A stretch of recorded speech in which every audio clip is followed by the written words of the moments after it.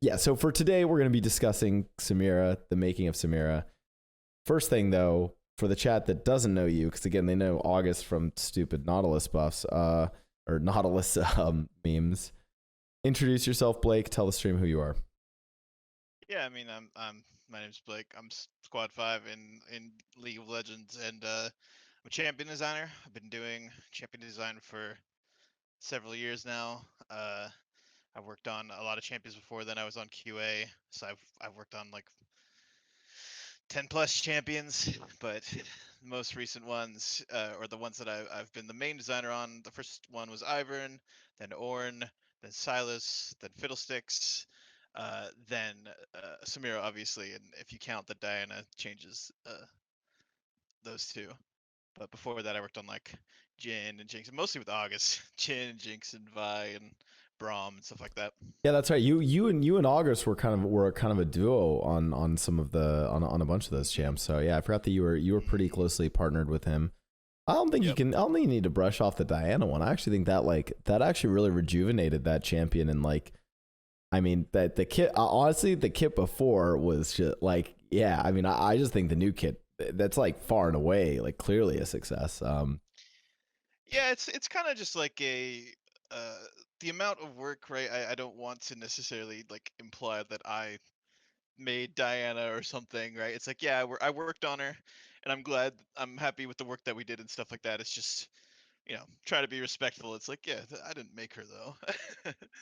Yeah, So, the way I think about it is like we all know the amount of work that goes into making like Jinx or making Jin or something. But at the end of the day, August is just going to take credit for it anyway. So, we might as well just roll with it and say that August is the father of Jinx and Jin, And I actually will say this as much as like, I think it's weird actually, because this is a broader thing for devs in general, which is like wanting to share credit for working like, cause like, you make, you know, there's so many devs behind certain games, but like, when people think of TFT, right, that they're largely thinking of Mortdog as like, right. as the TFT guy, right? Or I mean, if they're playing Valorant, maybe they think of Volcano, Sal, right? They're thinking of him as like, oh, that's the Valorant designer, right? It is true that like for any, and it's not just the case for Riot, anywhere, there's always going to be like a very small number of devs who are seen as sort of the creators, the leads, the The mothers, the face. fathers, yeah, the Yeah. faces of that game, right?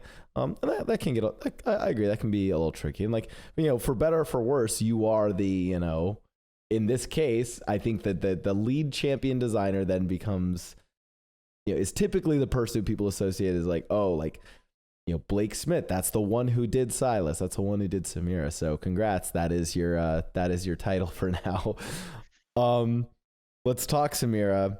We're gonna go all the like, so we're gonna eventually pull back all the way to sort of like what was the original pitch of this character? How did this all started? But let's start with the spicy question. Um, let's talk about the launch of Samira. I'm curious about your thoughts of it. Character was cheap. Character was strong. That happens, but what's up with that? Yeah, I think so. Samira, obviously, as everybody kind of has seen, the item rework stuff that's been going on was actually happening at the same time as her sort of balance testing. And so GAT team, which is the team that sort of makes sure that we don't, release stuff too overpowered or whatever, uh, didn't really have as much time for her. Is kind of like the thing that happened, and so she released numerically overpowered, right? Like she was too strong on release. But I will say one thing that I'm happy about is the shape that we looked for, and so that's like her win rate over game time, her position preferences, and sort of the things that are like much harder to fix. All were correct. So like, yes, she came out overpowered, and it kind of shocked the community, and they're like, "Holy shit!" Right? Because she's supposed to be a champion that sort of win more, and of course, when she wins more and she's overpowered, wow, she's gonna be fucking crazy, right? And so that sort of combination just kind of made her go seem like she's off the charts.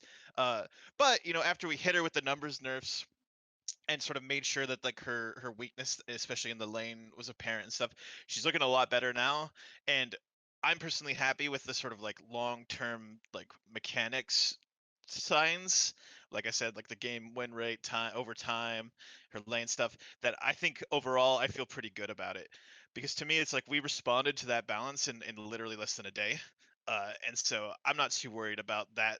And I think if she is still strong, we can hit her numbers again. But I'm happy with the work that they did, honestly, and that we did. And I think she's gonna be fine. Wow, what a reasonable answer. Yeah, what was funny to me was with all of this spice coming out about Samira, like on launch, to me, and this is someone where like everyone like I feel like I have somewhat of a reputation where I'm like where I'll criticize our own for better or for worse. I'll criticize Riot sometimes too, or at least be more vocal about it. But me not working on League and me looking at Samira, like I looked at the whole situation. My thought was like, oh, she launched strong. We hotfix nerfed her. Okay, cool. Right? I'm like, yeah, that's just kind of what it is. For me, the GAT team, as you know them, I used to know them, as the playtest team. For me, if you're asking someone who like used to work on like a lot of this like data or balance stuff for LoL, I care more about exactly what you just mentioned. I care more about her mechanics feeling good. I care more about like things like you say, like her win rate over game length, or like what position she's being played. I care more about that. I don't like, yeah, obviously in a perfect world, I want the GAT team or the playtest team to try to get her as close to balance. But like if she's a bunch overtuned or undertuned, I'm like, yeah, that's kind of fine. Like that's the whole point of it being a live game. We balance for the live game, right? Like I was trying to explain this to someone earlier where it was like, let's say we have, and this is like absurd, but like, let's say you have, members of the playtest team playing Samira every single day for 200 days straight, and they play 10 games a day, right? And that would be insane, right? That's only like over 200 days. That's only 2,000 games. When she's out on PBE, we get that 2,000 games in the first few hours, right? Like we're in the tens of thousands of games within hours, right? We just get way much more data. And then when she's on live, we're getting tens of thousands of games on her, hundreds of thousands within the first day, right? And that's like where I can more confidently make decisions about whether she's strong or not. I kind of had an inkling that it was like, you guys are probably playing her with like the new items, and which makes more sense because you want to get the feel of the champion, right? It's a champion kind of being played in the future of League of Legends, which is for next season. Yep. It's definitely not an easy thing. Like I've had a couple of champions now release because the way that the timing works, I guess, is like usually my champions seem to be pretty close to preseason stuff. Um, and anytime that they have to have like a massive adjustment to any system, especially if they're using it, like it's such a pain in the ass because it's like they're going to release with the old items, and so that will be a balanced state. And then in however much time when the items go live, Samir is now a completely different balance state because these items are so different and the capabilities that she has are so different. And so we're gonna have to watch out for that. And hopefully we've done a good job, but like I think reasonable people are like, okay, there's gonna be some outliers, especially when the items come, and maybe Samira will be weak, or maybe she'll be strong, or maybe any other character will be both. But hopefully we just fix those quick, right? Yeah. And what's interesting is in all of this conversation is this, that there are two things, because again, what I actually do like to do, and why I like to have these chats with designers like you and other devs, is to kind of help people understand the process of how we make games, how we make champions or stuff like that. And I think there's two really interesting things, and this will be something cool for us to touch on as we go now into the making of Samira.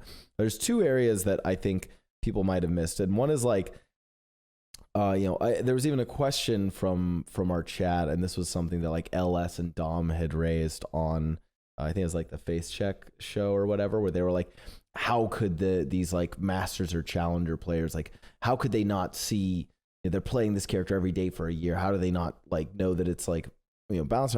And I think we answered that, which is there's actually kind of three answers to that. One is which they're not playing the champion for a year, because the champion that was launched is very different than the champion that you first started with, right? Like I tried to explain this, the first 3 months of a champion's development are different than the next 3 months, are different than the next 3 months after that. The character is going through all sorts of changes.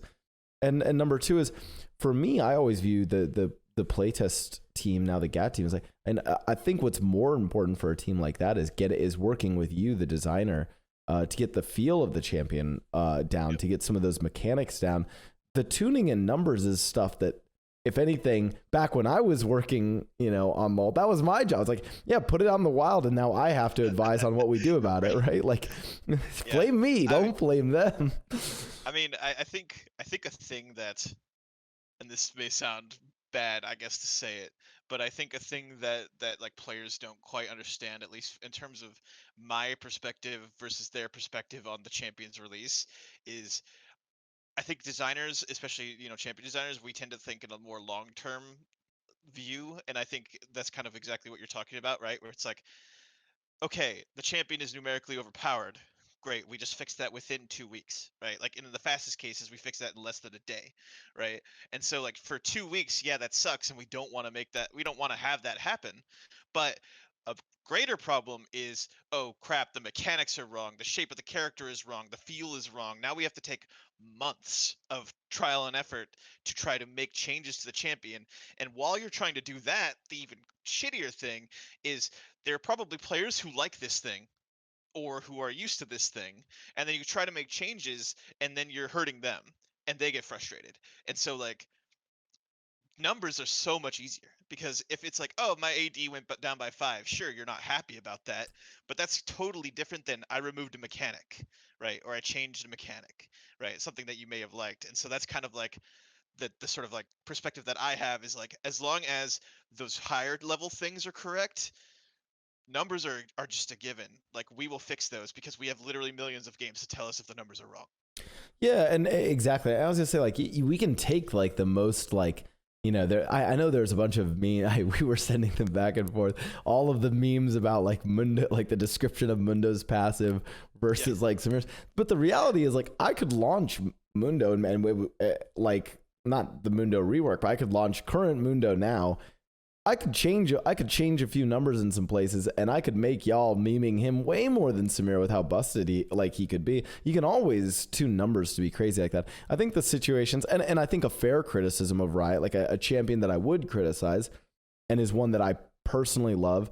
Everyone knows I love Brad, certainly T, but I think Akali is kind of an example of what you're talking about. It's like, hey, like, there were aspects of this character that, like, we had to consistently remove beyond just numbers tuning, where, players who got the feel of her free cast ultimate, right? Now they have a targeted ultimate, right? Like, that feels different to them, right? Like, things like that are the kinds of situations we want to avoid. So, yeah. And I mean, like, the other thing is, I think a lot of this came about because of Ender's tweet about all this. And the reality is, like, bless Ender. I'm going to throw him under the bus though, but only because he's my homie.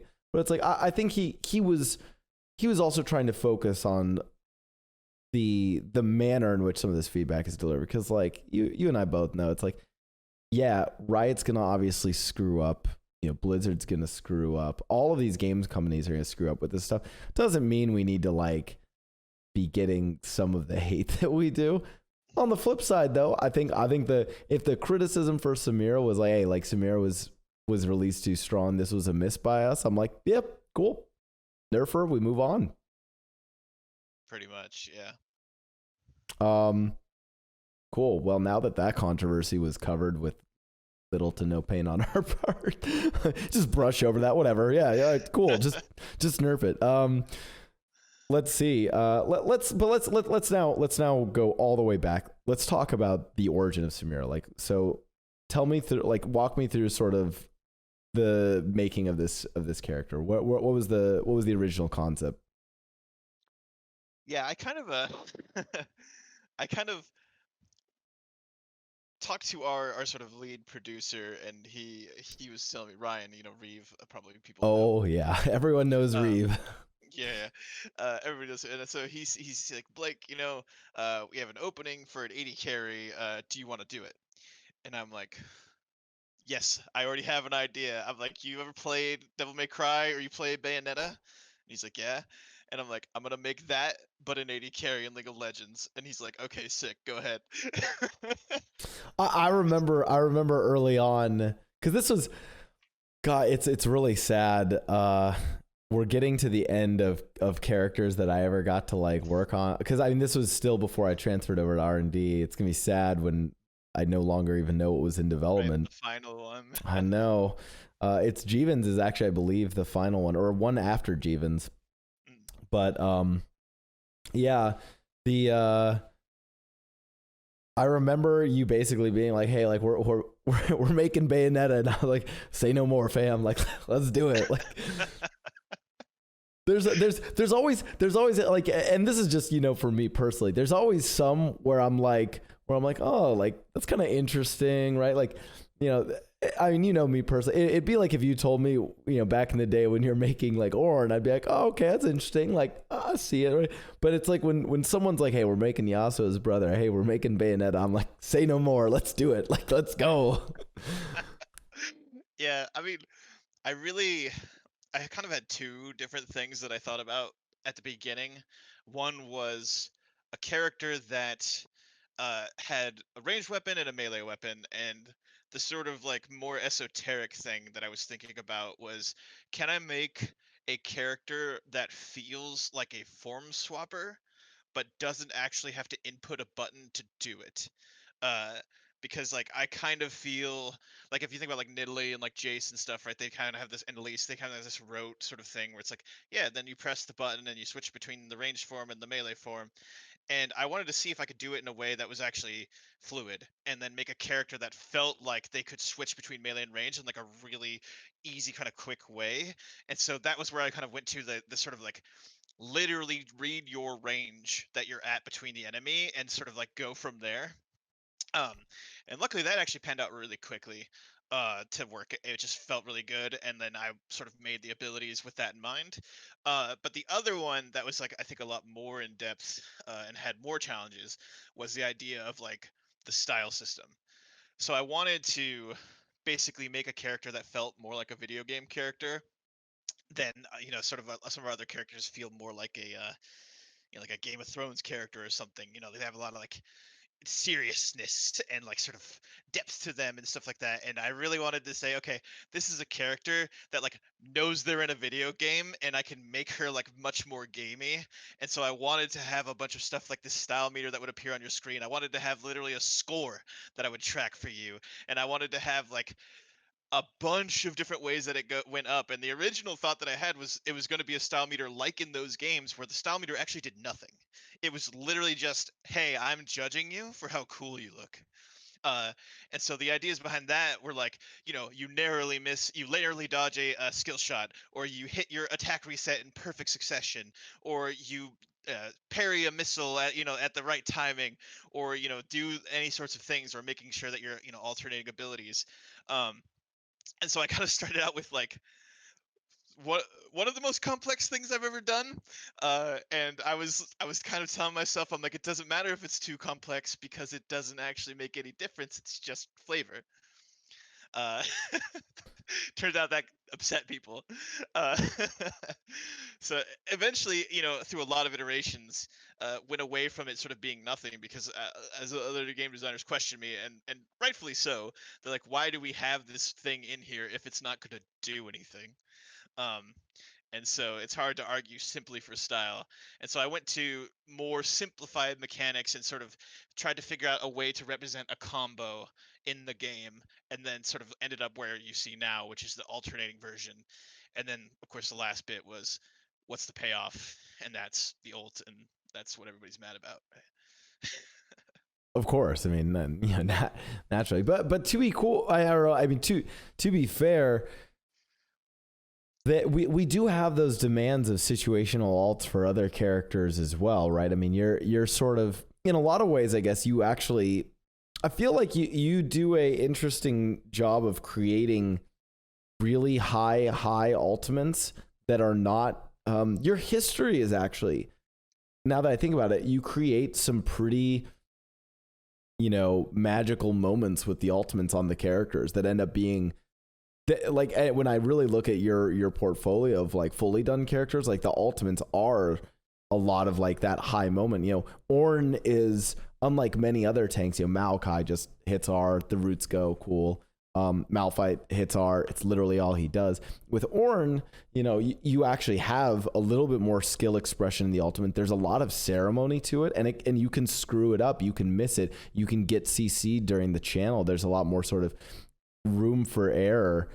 You know, I think Ivern's ult of all of them probably is maybe a little bit more bread and butter. It's similar to like Annie's ult, but it is like a huge, you know, kind of part of his kit is being able to, you know, control Daisy along with Ivern. I mean, Silas, like literally that was the pitch of the characters. The ultimate, you know, takes their abilities, right? And that's one where it's like, we've seen some of the most incredible plays in League off of a Silas taking the right ult at the right time and using it perfectly. And other times it's like, why did you take that ult? That was really dumb. You just inted, or you know, it looks awful. I think it's kind of cool the sorts of innovations you're bringing to League with your literally just your ultimate spells, because Samira's is, you know, it's this conditional ult. It's, you know, it's like a, you know, Yasuo can only ult when someone's airborne. So if no one on his team has a knock-up, he has to go through a skill check to even unlock his ultimate. And I think you have a similar thing with Samira here. For me, when seeing that, for me, and knowing that this is like a video game character, that, I don't know, man, that feels so right to me, because it is different, and it is this idea that some of the coolest abilities in games, it's like you have to build up your ultimate meter, you have to build up the whatever it is, like the elemental combo is such a common thing in games, right? It's like you have to get that one perfect moment. The payoff is sick. Yeah, the Samira's ultimate was actually kind of a long road to like figuring out the proper way to do it. I guess I would say, like, for a long time I was sort of struggling with getting the iterations on her to really make especially the combo system feel like it made sense. And so she had it right, and it was like either it was doing nothing, or then it started doing like different sorts of mechanics that were just like making her better, you know, making her faster, or like making her cooldowns go down or whatever. It's things like that. And it never really felt like anything was like clicking. And eventually I sort of like step by step went, okay, well, what if she had like this really powerful ultimate, and to make her sort of unique for an AD carry, she's sort of this team wiping, pentakill machine, right? And then like, okay, well, to give her that powerful of an ultimate, we need to gate it. And then so that became the sort of, oh, you must build up the combo to get. And that still felt wrong because it had it on a cooldown, like it just, regular ultimates cooldown. And it's funny because I've seen a lot of people on, like say Reddit or something being like, we should add a cooldown to Samira ultimate, then she's fine. And they're sort of missing like the core conceit of the character, which is really building around that moment is sort of the pattern, and that is what the character is meant to do. And when I finally figured out this ability should have no cooldown and it should be all about this, and then we tuned the ult appropriately or as appropriately as we could to try to make that be a reality, then all of a sudden everything clicked into place, and I'm like, my character is actually finally finished. Because I was stressing out. I was like, this character is literally just not quite right. There's something about it that is not quite right. And then when we figured that out, it was like, hell yeah, this character is correct now. I did it. I finally figured out this character. And because I think, to go on to the point that you brought about earlier, uh, you know, ultimate abilities, I think, are just a really important part of the character, right? It is their ultimate ability. And so to make sure that that feels like it's something that is sort of the ultimate expression of what the character is and can do is a thing that I think about a lot. Because it really just like it's just the high moment of the character. It's what you watch on the clips and the replays and stuff. And I'm gonna be real too. Honestly, it's a little bit safer to make their ultimates really powerful, because when you don't, you can get stuff that is a little bit harder to balance. Because their base abilities have to be a lot stronger. Talia is like an example of this, or Zoe. Uh, Yeah, yeah. I feel like characters that don't have that really clear, like, strong ultimate, yeah, you get into some issues with base kits. For me, though, one of the cool, one of the cool things about Samira's ultimate to me, and one of the things I actually really liked about your design of this character is just like visually and this is something you don't get to take credit for this, Blake, and who we're gonna give credit, the artists and animators who like brought this character to life. I think they did such a sick job where like I think to me the thing that sold it to me was watching the like people and yeah I think we shared this meme together. It's like the one where it's like showing like Udyr just like hitting the Gromp, just Udyr to game, and then it shows the gameplay clip that we put together for Samira of her like dashing, doing the W, you know, cutting all these projectiles down, or even that you can see her in slow mo, like she actually hits the individual projectiles. She shoots them all individually. Oh, chef's kiss. Like, and the character just looks sick. And to me, she looks sick, but like looks actually understandable. You know, people meme on us with the 200 years stuff, and you know, I'll be fine to criticize. You know, I'll criticize Aphelios here. To this day, I still don't know what that character is doing. I've played against Samira. I've now played against her, and I like pretty quickly got what she was doing. I was like, oh, Q is this like cool, it's skill shot. Okay, W, I get it. That's like it's a mixture of like maybe like Fiora, Riposte, Yasuo, Windwall's kind of the feel of it. She does it really fast. Okay, cool. Oh, her E is a dash. Okay, cool. Oh, her R is a moving. You know, I again, this isn't what they actually are, and I know this is the simplified version, but it's the way I can quickly understand the character. It's like, oh, cool. R is a whirling Katarina death spin where she's moving on. Yep. I'm like, cool. Like, okay, that's character. I get it. Like, yeah, and like, She's meant to be intuitive, right? It's like there might be a decent amount of text when you read the tooltips, but you should be able to understand what she's doing, and that's sort of the goal, I think. yeah, even if there was like, I think people were also just memeing on like, you know, you read Samira's passive compared to like Mundo's passive. Obviously, it's a lot of text there, but again, playing against the character, I thought she was like, to me personally at least, I thought she was pretty reasonable. Like, and I do get frustrated with some of our characters in terms of them being confusing or me not knowing what they're doing. Yeah, I mean, it's funny actually to say this, but before she released, I was really worried that she was too simple. I was gonna get flack for that. But luckily that wasn't the case. When have we ever gotten flack for our characters being too simple? Like, I feel like we do even slightly simple things. Like, we in development knew like the Pantheon update was relatively simple, and players like, oh, it's you guys did perfect. Oh yeah, there's no problem. And even we were like, oh, maybe is it like too simple or not? To me, I look at like what you did with Samira, but also your past champions, and to me, I know where I stand in terms of like my identity as a League player. I'm not the one who's like, I miss the old days of Cho'Gath with, you know, 10-second cooldowns on all of his spells. I don't want League of Cho'Gath and Udyr. I don't want to play like fucking MOBA chess here. And this is not, I'm not giving Riot's opinion, and Blake certainly knows this is my opinion. This is me, Nathan the gamer, not the Riot dev. I want my fucking Zoomer League, dude. I want my Akalis, my Aurelias, my Zeds, my Echoes, and now in this case, my Samiras. I want them dashing around, doing cool shit, making, you know, clippable moments, you know. That's the kind of stuff I want. So, and for what's worth, I think you've done, your champions are if nothing else unique in League. You know, they have unique elements. I think Silas certainly being one of the most unique ones you've done. Mm-hmm.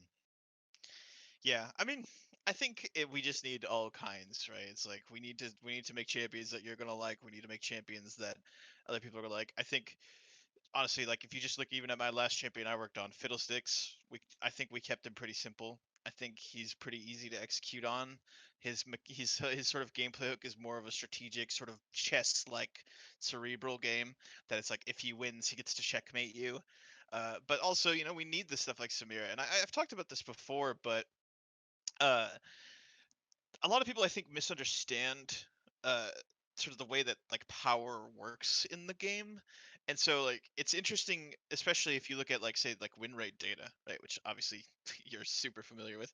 Uh, but you like look at it and you're like, oh, these much more simple champions oftentimes have significantly higher win rates than the complicated champions. And it's because their power is so focused into these small areas that it's like they're more easy to succeed on because the things that they do are just generally more powerful. And usually there's sort of like a level, right, of power that they have Uh, and the champions that have more mechanics generally have to have that power spread out. And so while they may be more fun to some people that really want that skill expression, like at the end of the day, uh, a lot of times the ones that are more accessible are objectively more powerful. Now, granted, whether or not players feel that's the case, right, because they might be more frustrated by the more skill expressive, I think it's something that we can sort of point at as designers and say, hey, I could make you an incredibly simple champion, and every single ability that that champion has is gonna be crazy. Right, it's like Cho'Gath. It's like there's like a 4 second silence on his W and like a 2.5 second knock up on his Q, and like every single ability is like ultimate level powerful because he's so simple and because it's so straightforward and because the counterplay is high. Whereas like Samira, right, you look at her numbers and you're like, wow, those are kind of low. But the combination of when she does it right makes her succeed. And so, just a balance and player preference, I guess. And it is interesting because there's this concept where people are like, oh, like is Riot like releasing champions like intentionally too strong? And if anything, the way I think of that, first of all, I don't think we are. If anything, I think it comes down to somewhat the argument you're making, which is that many of our champions and the updates over the last year, 2 years, 3 years have been characters where, are they OP? Are they strong? It's like, well, Akali has been one of the nightmares of pro play, and I think she like, I like Zillion. We every now and then see in pro play, but I'm like, dude, Zillion's win rate over the last 3 years, and I know this because I have to grind. I have to grind that boy at the end of the season to try and hit diamond. Zillion's win rate is just consistently high, and I'm not talking about like in lower elo. I'm talking about even in Diamond and Masters League. He's around over the last 2 years. I remember him being 53, 54. There was a time where he was like 55, 56, and we were like, well, do we nerf him? Well, no one plays him, right? He's not showing up in pro. He kind of just gets to sit there.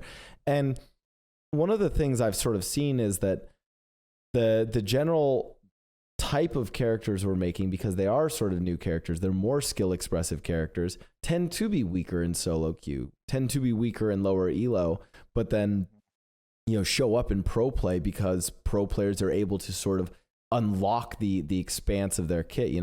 There's a lot of more simple characters that we don't see in pro play unless their numbers really are tuned up to a point in which pro players are using them. Yep. Yeah, I mean, you look at something like, even I always laugh when I look at Garen, and he's sort of like the famous example that high elo players are like, Garen is trash, right, or whatever. He can't be played. And I look at him and I'm like, he wins 54% of his games there. Like, and you look at Akali and she wins like 44. It's like objectively, Garen is way more powerful there. But like, obviously there's a whole bunch of stuff that goes into it. We can't boil it down simply to numbers, but I think that they tell a story for sure. Yeah, I think that, well, it's interesting. If we really look at Garen's pro play presence, I think the only time he's ever been picked in pro was because of it was actually because of another new champion that we launched, and the synergy of that in the bot lane being just something special, right? Like, and what it did though was it actually took the weaknesses of Garen's kit that pro players can play around, which is literally that he can just be kited forever. And it's like, oh, cool. Now I have a long range cap missile that slows you. Cool. Now I get to catch up. And that's. Oh, go ahead. That's what I was gonna say. And that's like honestly the thing, right? Is like those champions have these weaknesses that can be exploited, right? And it's like just because people are in high elo doesn't mean they're going to be doing it, but it is more likely that the pro players are going to know those weaknesses and of course be much more focused and intent on exploiting those weaknesses. And so, like you say, Yumi eliminates Garen's weaknesses, therefore Garen gets played in pro play, but normally he would not, because even though he is very powerful in the hands of almost every other player, right? In the pro play, he's not. And honestly, it's something that I think I'm hoping that will be true for Samira as well. That it's like, yes, she has like a lot of the skill expression, but hopefully her like her weak lane and some of the other like problems that she has are going to be something that holds her back from being a pro problem. Now, granted, I'd be happy to see her get played in pro, but at a reasonable level. But hopefully those things are exploitable enough that means that she's controlled in that environment. Yeah, and I think we do push it a little too. Like Akali, I think we have talked as an example. Like there's versions of Akali, and maybe even still Akali to this day doesn't have enough counterplay. And the reality of the character is just like yes, she doesn't win her games, but it's like in the hands of the best Akali players in the world, the perfect play from the pro players who played her top and mid. When they are on that character, doesn't matter who they're playing. They can play against a Garen, they can play against another champion, and they're likely going to win. That the kit enables them to, if played perfectly, win. The reality is, it's just not always played perfectly. But Yep. one of my counterpoints to people complaining about those characters with less and less counterplay, because what you and I both know is like those characters tend to be more fun to play, more fulfilling to play. Is I'm like, well, why not just make that the norm? Why not make more characters like that? I think some of the coolest moments I've even seen in League are when, you know, I've mentioned this clip before. I think it was literally talking to Fuller about Yone, but it's a clip of like it was Adrian Riven versus Viper, where they played like an Akali versus Riven or Akali versus Aurelia matchup, and it was just crazy to watch the gameplay out. And to me, it's like it was kind of like what you just described for Samira. It was like, oh my god, I'm watching like a video game, like an action game, a fighting game. This is crazy, the kind of stuff going on.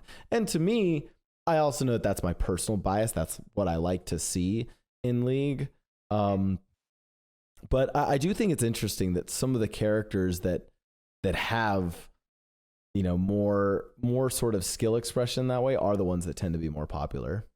Hmm.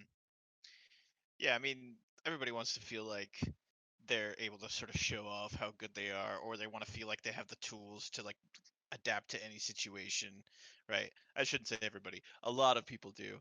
And so like that kind of shows in that gameplay because it's like, yeah, are you gonna go and brag to your friends about that Cho'Gath play you made the other day, or are you gonna brag to them about your Yasuo play, right? And it's like, yeah, when I did the Keyblade and I got the pentakill on Yasuo or whatever, like that's gonna be way more hype than being like, oh yeah, I got a pentakill on Cho'Gath. Like, what? How did you do that? Right. And so like it's understandable why those champions would be so broadly appealing, even if they're not maybe as strong, or maybe they don't win as many just regular games, because it's fun making the hype plays and stuff.